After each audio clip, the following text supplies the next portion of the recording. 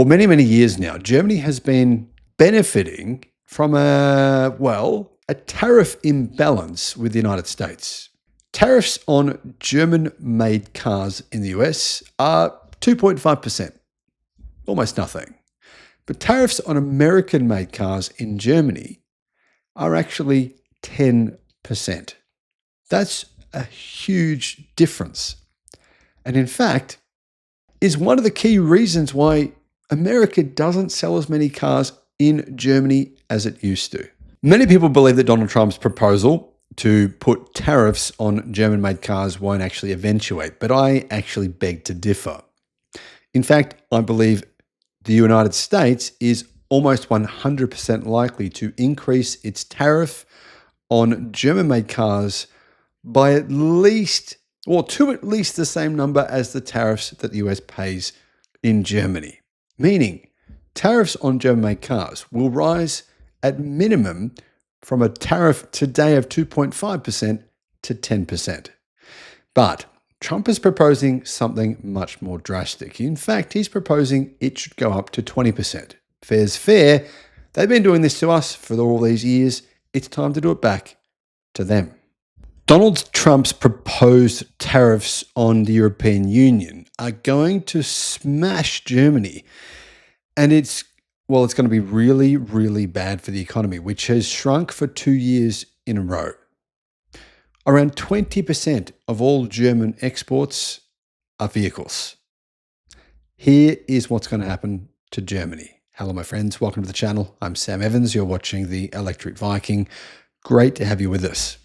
Spiegel Business says that tariffs announced by President Donald Trump will obviously hurt companies like Audi and Porsche, who don't make most of the cars they sell in America. They don't make them in America. They make them in places like Mexico or Germany. Osnabrück trade researcher Oliver Roll told Spiegel if the USA were to impose duties of 20% or more on imports from Europe, which looks likely, sales of vehicles exported from Europe to the United States would fall by around 20%. This would have huge consequences for the economy and jobs in Germany, warns the professor. For many corporations, it would then be worthwhile to relocate factories to the USA in the medium term, but that's going to take years. Roll is calling on German companies to adapt to the new realities of international trade. We're in a new world, he says. In the past, tariffs were set based on the greatest economic benefit for both trading partners. Today, questions of geopolitics, security, and power play a much greater role. Corporations must therefore prepare for a wide variety of scenarios in order to be able to react flexibly. Roll still sees opportunities for a European-American trade compromise. The EU could import more liquefied gas, blah, blah, blah, blah. However, here's the thing. If Germany's car or exports going to the USA are reduced by 20%, and seeing as their sales are already falling in China at a rapid pace, well, this could spell disaster. Now, it could be magnified by China considering doing to Europe what Europe has done to China. Europe has put a tariff on Chinese electric cars of between around 30% up to 50%. That's the average. There is around about an 18% tariff on BYD, but then there's also a 10% import tariff. So BYD's tariffs are about 28%, and they're the lowest of any Chinese automaker. Some of them are paying more than 50%.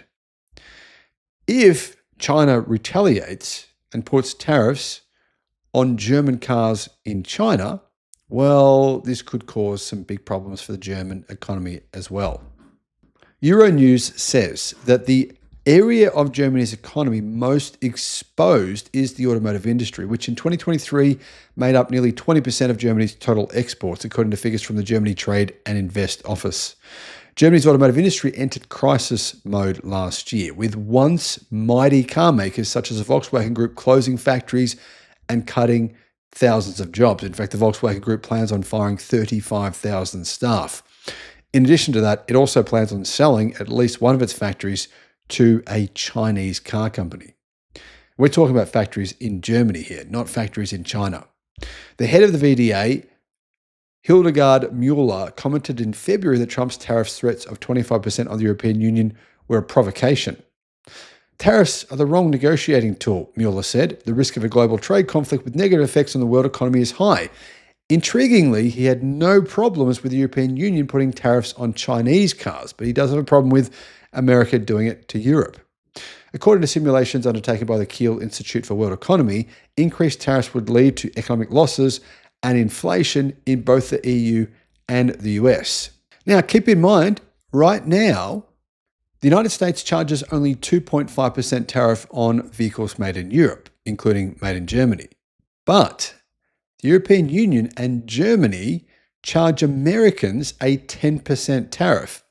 So, to be fair, I believe that the head of Europe's automotive agency, Hildegard Mueller, is either lying through his teeth or just incredibly stupid, because the European Union has imposed tariffs on American cars now that are literally 400% higher than America's tariffs for more than 10 years. In fact, it's been going on for a very long time, and this is costing Americans. Intriguingly, Donald Trump has a problem with this, as do I. Fair is fair. If Europe is charging 10%, then America should have been charging 10%. Now, he is claiming, the head of the European automotive industry is claiming that it should be fair. And on the one hand, he's criticizing America, even though Europe has been unfairly taxing American-made cars now for many, many years.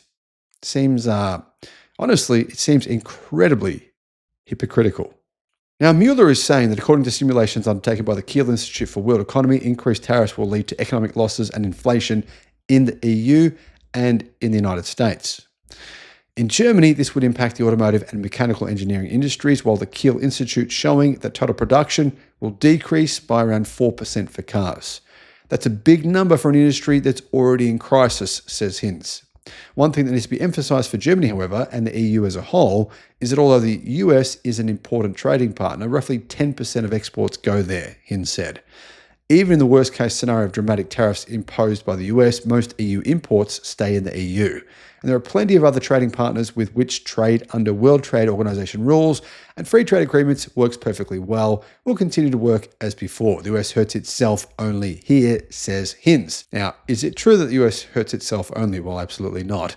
This is incredible hubris from Europe, and it's one of the reasons that Europe's automotive industry is shrinking in decline and is, to be honest, likely to disappear within the next 15 years because of hubris in this industry.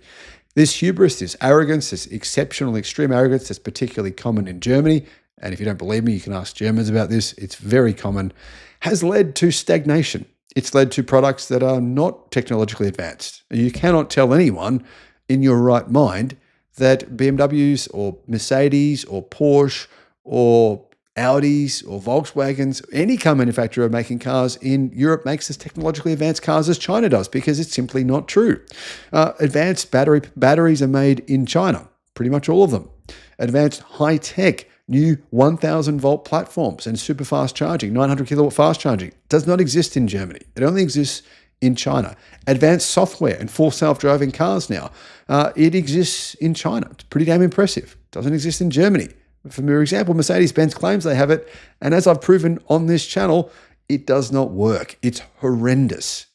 So, this is the kind of arrogance and hubris in terms of a response from Europe that I don't believe is going to be successful. I think Europe's best bet here is to kind of concede the fact that actually they have been unfairly benefiting from this trade imbalance with the United States. Them charging 10%, the US charging only 2.5%. And they've been getting away with this for a very long time. I think, honestly, the roosters might have come home to roost. What are your thoughts? Let me know in the comments.